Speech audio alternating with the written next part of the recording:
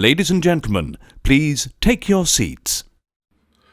You know, you'd never think that the crime procedural could translate over to the animal kingdom, but, well, there you are. And if you're within the sound of my voice, that must mean you are in the seats with, once more, as always, my name is Dave Voigt, and I'm the host of this podcast, where we sit down with a wide-ranging variety of industry professionals and we pick their brain about current projects, state of the industry, how they got started, and so very much more, in a light and in a conversational fashion. And, you know, if you like how we do things around here, I'm going to go out on a limb and assume that you do. Please subscribe. Hit that subscribe button. We're available pretty much everywhere on all podcast providers like Apple, Amazon, Spotify, Google. We're pretty much everywhere. And plus, we archive every single one of our episodes over at our In the Seats YouTube channel. So if you can give us a like and subscribe there as well, we would absolutely appreciate it. Also, don't hesitate to check us out on social media. We're on Facebook, we're on Twitter, we're on Instagram, we're on TikTok, and we're on Letterboxd for all sorts of fun updates. And finally, and I do dare say most importantly, please pay us a visit over at In the Seats, intheseats.ca for all the latest and greatest from the world of film, television, basically the moving image at large. Because if we love to watch it and write about it and talk about it, guess what? We love it when you come by and read about it and listen about it. So please, do us the kindness and pay us a visit. On this episode, we got a real interesting film. It's available from all video-on-demand platforms now. It is called Tiger 24, The Making of a Man-Eater.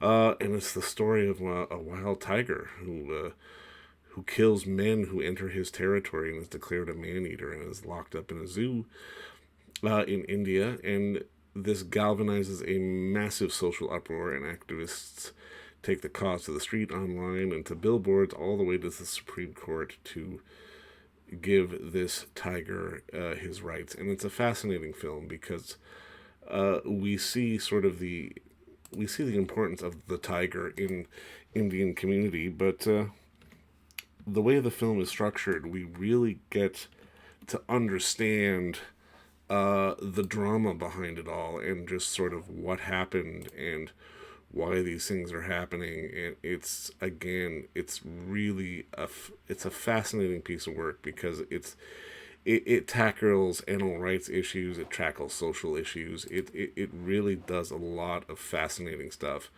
And we had the absolute pleasure of sitting down with the writer-director of the film, Mr. Warren Pereira, to talk about how he got involved with this, and just how him trying to sort of get a feature off the ground turned into this amazing story about this life or death struggle for these animals in India, on both sides of the coin. But also we see, you know, the mistreatment of the animals as well. And it's the kind of movie you don't expect to get roped into, but by the end of it, you're kind of going to be on the edge of your seat. This is a real special one from our friends over at Elevation Pictures. But like I said, it is available on video-on-demand platforms now, like Apple, so please go check that out.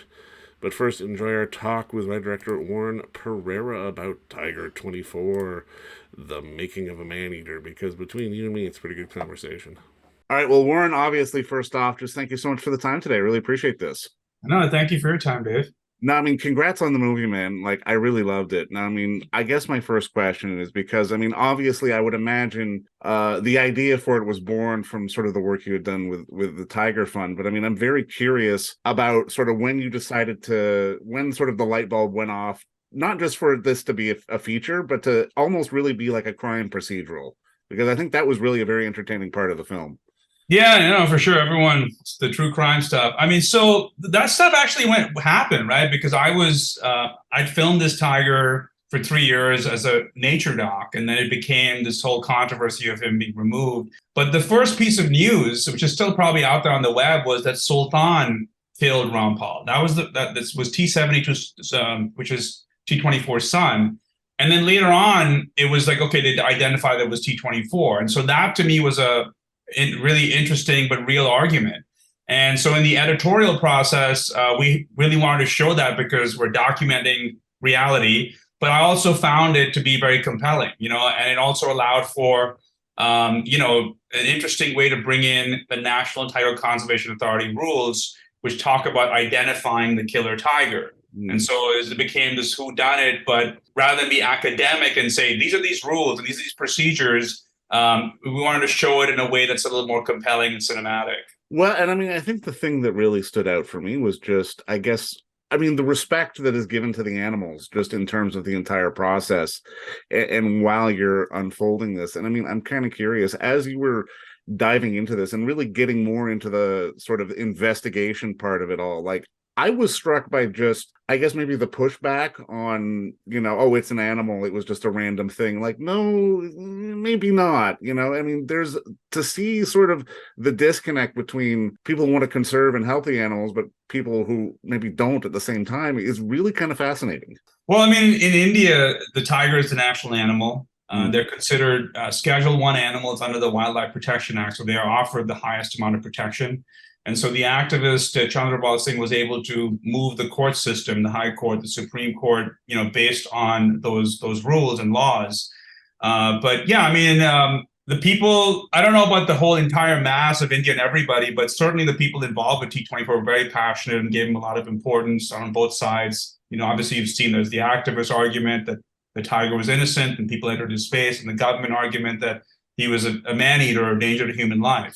Is there any way that you can sort of put into words, I guess, maybe the intelligence of these animals? Because, I mean, just in watching the film and just in seeing you sort of go through it all, I mean, I did get a real sense of, like, even in those moments where, you're in the wild and you're seeing them from a distance, it's like, no, like, as much as you're watching them, they're watching you. Well, it's hard to evaluate. I mean, they certainly have abilities better than us, like killing things in a flash, and they survive, in very harsh conditions and, that kind of stuff. But I mean, in terms of intelligence, I think, what I like about tigers is they know what they need to know for their lives, and they go about that in a very kind of, repetitive, kind of spiritual way.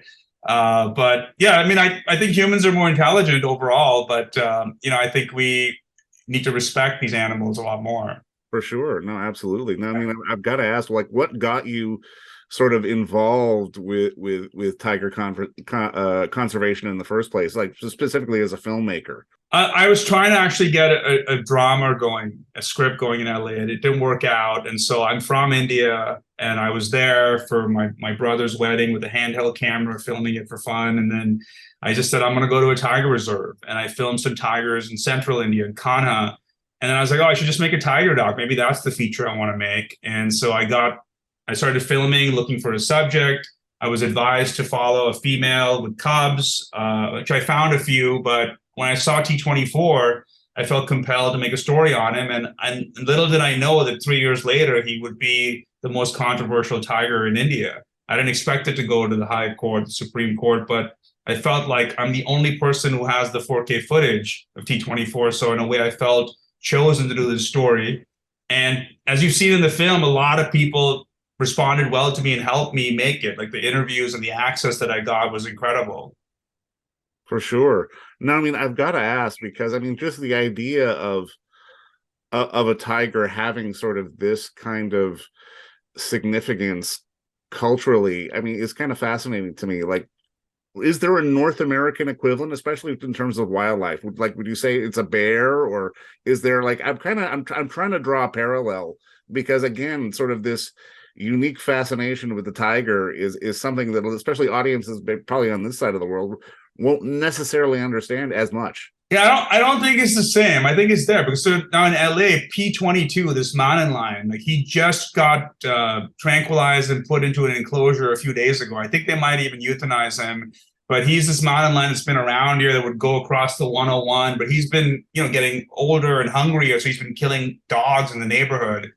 And so but I don't, as far as today, I don't see any billboards erected for P22. There's a couple of articles in the LA Times, so I think India has a greater connection, with their big cast than the US does. And I don't know, it could also just be because tigers are just more, beautiful and elaborate than a mountain lion. I'm not sure, but I think it's mostly a cultural thing. And I think it's amazing that India has so many people, but still has this amazing Wildlife Protection Act where you just can't go in and shoot a tiger or remove a tiger without this entire process and without some really, emotional activists who are concerned about this. Is there anything that you learned while being embedded sort of on this journey that maybe caught you off guard, or maybe there may be people that maybe surprised you even? Well, I learned to be really patient.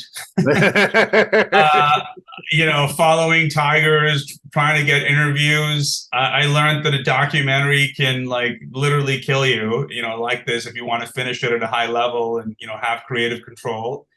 And I learned, about the importance of these animals, because I think that if we don't preserve large predators like tigers, we're not going to preserve their territories, which have a lot of ecosystem services for all species, including mankind. When you preserve a tiger, you preserve the species within it, the rivers, the tributaries. You fight soil erosion, you fight climate change, you do all kinds of stuff that benefits us just by preserving these animals. And I feel I also learned and was humbled by the people who let me into their homes and let me conduct these interviews, and include the activists, the government. I mean, a lot of this stuff I was amazed to even get it, and go back multiple times. And so, yeah, a lot of it was just a big humbling learning experience for me. No, I mean, I also love that you even said earlier that, I mean, you'd started wanting to try to get a drama off the ground, but it wasn't working. And then you found yourself in the doc space. I'm kind of curious, what is it about the documentary space that allows for a certain degree of freedom? Because, I mean, you can't necessarily, make a rom-com centered around a tiger or a man-eating tiger kind of thing. Like, what is it about the doc space that allows you to take it in sort of multiple directions? Well, I mean, in my case, it's freeing because, I'm self-producing it.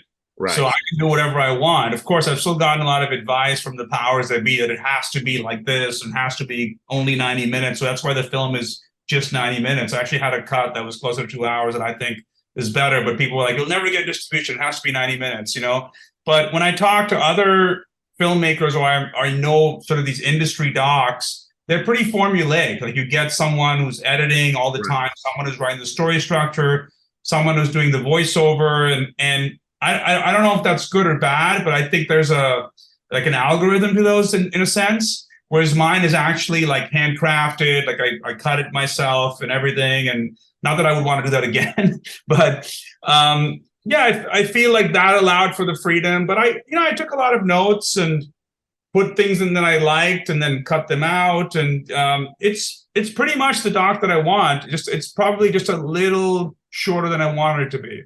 But I mean, you know what, though? This is why yours rises above, because, I mean, it's personal and you put in the work and the care, and it's like you're not necessarily following the beats of a formula. It's definitely feels more personal. And I mean, just to start putting a bow on this, and it's a dumb question, but it's one I like to ask. Like, was there a movie or a moment in your life that sort of had the light bulb go off for you that made you want to be a filmmaker?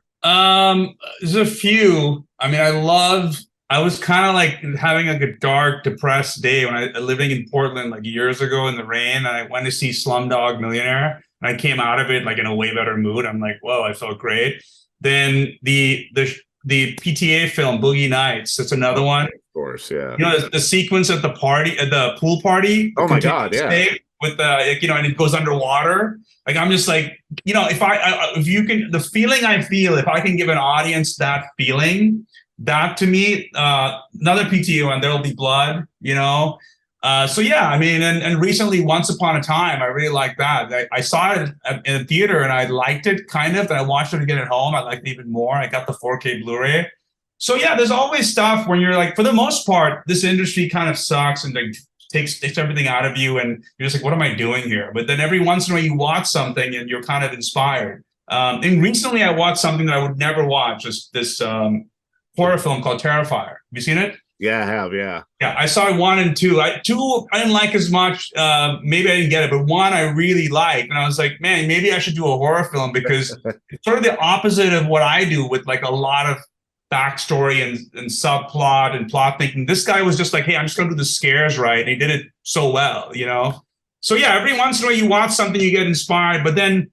When you go have a meeting with the production company and everyone's like half dead and everyone pretends they have no money, you're just like, yeah, I don't want to do this,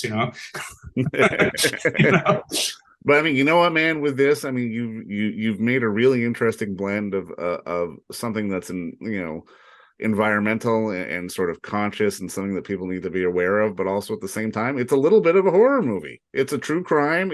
These animals are so elegant, but at the same time, we got to treat them right. And I mean, I think that's really the magic of this film, because we get to see all those elements. Yeah, absolutely. Yeah. And now I'm getting a few meetings because of it. I graduated. Well, man, you put that the tassel on the other side of your mortarboard and your cap, and congratulations on the movie, man. And I mean, good luck going forward. And again, just congrats on the good work. Yeah, thank you so much. I'm glad you liked it. I took the time. And don't forget to visit our friends over at Bay Street Video for all your DVD, Blu-ray rental, or purchasing needs this summer, as they are still open for curbside and some mailing delivery as well. Over at 1172 Bay Street, Toronto, Ontario, Canada, you can give them a call at 416-964-9088. That's 416-964-9088. Or send them an email at baystreetvideoto@gmail.com for any of your DVD and Blu-ray needs.